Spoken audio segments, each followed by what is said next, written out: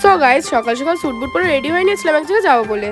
তো টোটোতে উঠে পড়েছি। আর আজকে বেসিক্যালি আমার আর সঞ্চিতার কাজ ছিল, অনন্তকে ছিল গার্জিয়ান হয়ে। স্টেশনে গিয়ে টিকিটটা কেটে নিলাম, আর আমাদের এদিকে ট্রেনও চলে এসেছে, আমরা ট্রেনে উঠে পড়লাম। আমরা যাচ্ছি ব্যারাকপুর একটা কাজে।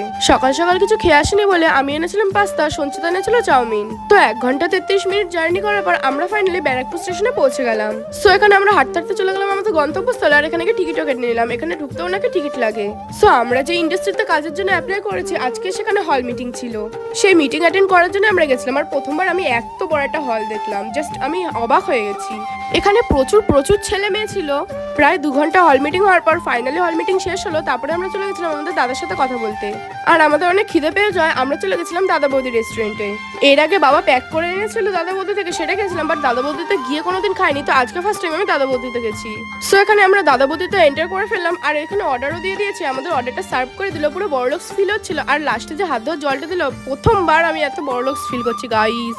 তারপরে বেরোলাম। আর অনন্ত খাইনি, তাই জন্য ওকে রুটি আর মাংস দিলাম, কারণ বাড়ি থেকে নিয়ে গেছিলাম। দেন শান্তিপুরি ট্রেন ধরে আমরা শান্তিপুরে নেমে পড়লাম। দেন টোটো করে বাড়ি চলে আসলাম। আর মায়না ছিল স্ট্রবেরি, আর আমার ব্যাগে সঞ্চিতার ফোনটা ছিল, তো সেটাইও নিতে এসেছে।